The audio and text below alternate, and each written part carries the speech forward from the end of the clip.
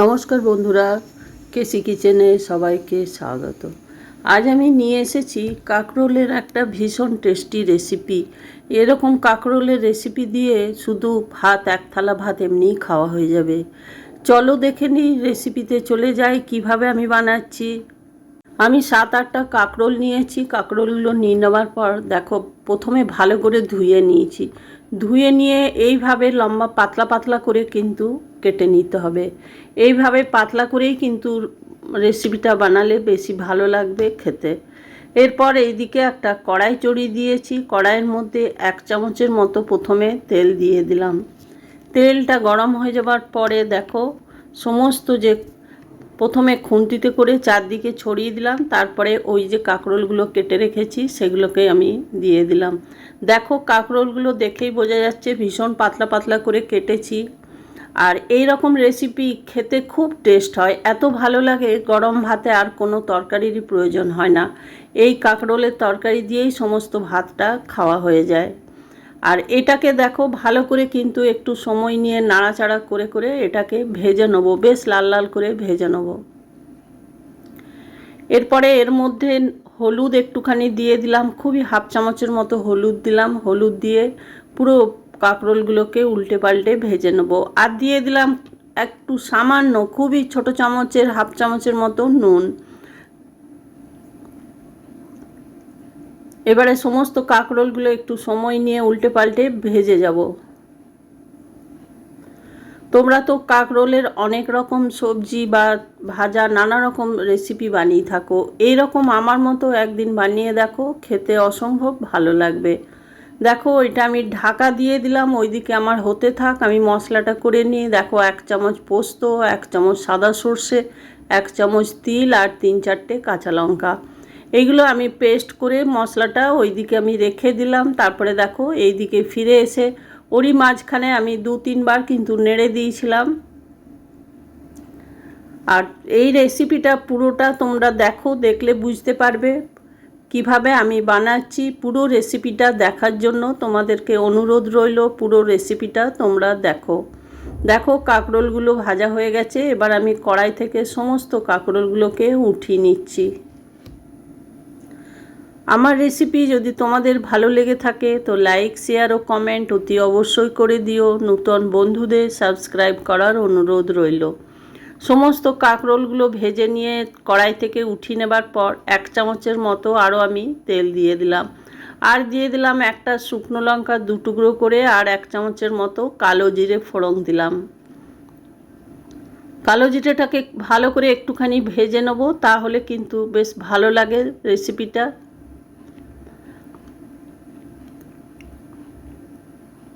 দেখো, কালো জিরেটা ভাজা হয়ে গেছে। এবারে আমি একটা টমেটোকে কেটে রেখেছি ছোট করে, সেই টমেটোটা আমি দিয়ে দিলাম। টমেটোটা দিয়ে দেওয়ার পরে একটুখানি বেশ নাড়াচাড়া করে নেব টমেটোটা।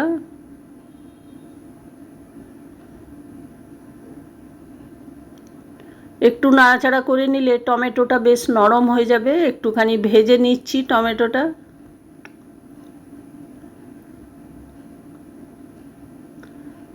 এবারে আমি যতটা মশলা বা গ্রেভি রাখবো সেই আন্দাজ করে আমি নুন একটু দিয়ে দিলাম, আর দিয়ে দিলাম হাফ চামচের মতো হলুদ।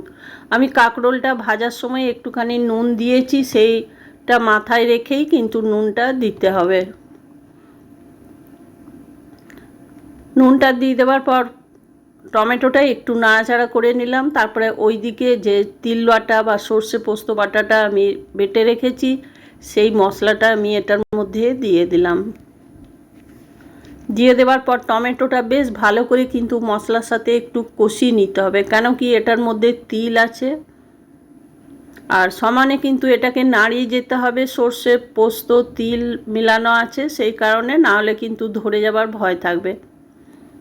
সমস্ত টমেটো আর মশলাটাকে দেখো সমানে কিন্তু, তবে এটা লো টু মিডিয়াম আছে করে যেতে হবে। আমি যে জারটায় পেস্ট করেছি সেই জারটা ধুয়ে একটুখানি জল আমি এতে দিয়ে দিলাম, তাহলে কিন্তু কষতে বেশ সুবিধা হবে। এরপরে আমি ঢাকা দিয়ে 1 মিনিটের মতো রেখে দিলাম। তারপরে দেখো, ঢাকা খুলে দেখাচ্ছি। টমেটোগুলো নরম হয়ে গেছে। এরপরে আমি ওইদিকে যে কাঁকরোলগুলো ভেজে তুলে রেখেছি সেই কাঁকরোলগুলো দিয়ে দিলাম মশলার মধ্যে। কাঁকরোলটা দিয়ে দেওয়ার পরে মশলার সঙ্গে কাঁকরোলটা আরও বেশ ভালো করে একটুখানি কষিয়ে নেব।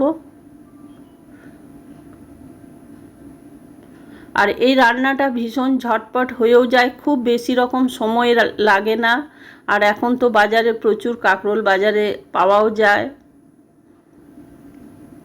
তোমরা তো অনেকে অনেক রকমভাবে কাঁকরোলের রেসিপি বানিয়ে থাকো। এই রকম রেসিপি একদিন বানিয়ে দেখো, খেতে রুটি, পরোটা, ভাত সব জিনিসের সাথেই খেতে ভীষণ ভালো লাগবে। ওইদিকে দেখো আমি দুটো কাঁচা লঙ্কা কেটে আমি দিলাম ছোট ছোট করে। তারপরে ঢাকা দিয়ে 1 মিনিটের মতো রেখে দিয়েছিলাম। 1 মিনিট পর ঢাকা খুলে দেখো মশলার যে জলটা ছিল সেটাও শুকিয়ে গেছে। আর এই তরকারিটা একটু বেশ চটপটা হয়, খেতে অসম্ভব ভালো লাগে। এটা রুটি বা পরোটার সাথেও বানিয়ে খেয়ে দেখো, ভীষণ ভালো লাগবে খেতে। ঢাকা খুলে দেখো একটুখানি নাড়াচাড়া করে নিলাম। তরকারিটা এবারে আমার খাবার জন্য রেডি। আমি তার আগে নামানোর আগে দেখো 1 চামচের মতো কাঁচা সর্ষের তেল ওপর থেকে দিয়ে দিলাম। সর্ষের তেলটা দিয়ে দেবার পরে আর একটুখানি নাড়ি চাড়িয়ে নিলাম।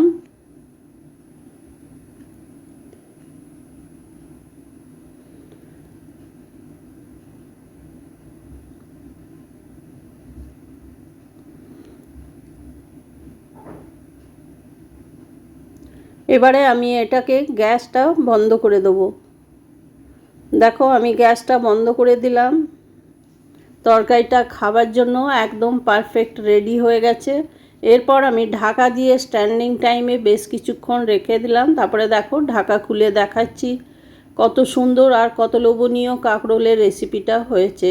আর গরম গরম ভাতের সাথে একদম সার্ভ করে দেখো, অসম্ভব ভালো লাগবে। আর এইটা দিয়েই সমস্ত রেসিপিটা খাওয়া হয়ে যাবে। আমি এর মধ্যে একটুখানি চিনি দিয়েছিলাম, ক্যামেরাটা অফ হয়ে যাওয়ার জন্য দেখানো হয়নি। তোমরা সকলে ভালো থেকো, সুস্থ থেকো। ফিরে আসছি পরের রেসিপি নিয়ে। ধন্যবাদ।